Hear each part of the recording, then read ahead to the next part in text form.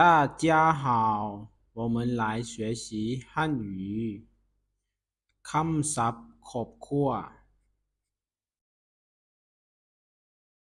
家庭家庭ครอบครัวป้าป่ะป้าป่ะพ่อมาม่ามาม่าแม่哥哥哥哥爱弟弟弟弟น้องชาย姐姐姐姐เอื้อยแม่แม่แม่แม่น้องสาวเหล่ากงเหล่ากงผัวเหล่าโผ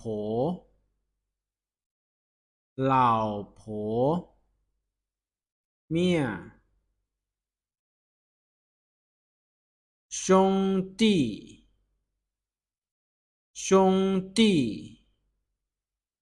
ไอ้น้อง表弟表弟น้องชาย表妹表妹น้องสาว亲戚亲戚พี่น้อง爷爷爷爷ปู่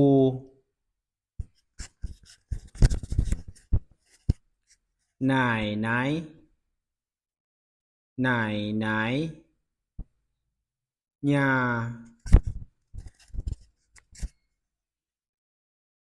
姑姑姑姑ป้า叔叔叔叔ลุงหรือนาบาว侄子侄子หลานชาย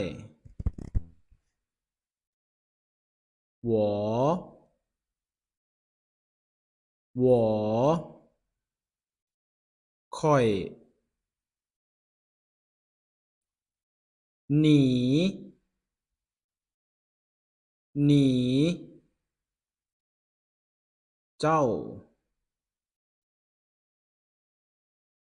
他他เขา他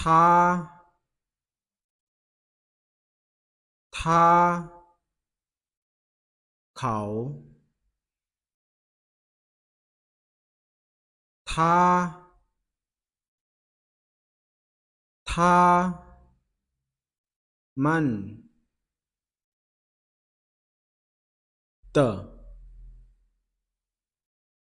的ของ我的我的ของข่อย我的爸爸我的爸爸พ่อของข่อย我的妈妈，我的妈妈，แม่ของข่อย我的爷爷，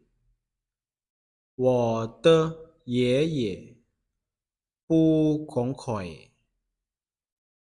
我的奶奶，我的奶奶，ย่าของข่อย我的哥哥，我的哥哥，อ้ายของข่อย我的姐姐，我的姐姐，เอื้อยของข่อย我的弟弟，我的弟弟，น้องชายของข่อย我的妹妹，我的妹妹，น้องสาวของข่อย我的叔叔，我的叔叔，หน้าบ่าวข่อย我的孙子，我的孙子，หลานข่อย我的表弟，我的表弟，น้องชายข่อย我的表妹，我的表妹，น้องสาวข่อย我的老公，我的老公，ผัวของข่อย我的老婆，我的老婆，เมียของข่อย我的新系，我的新系，พี่น้องข่อย你的，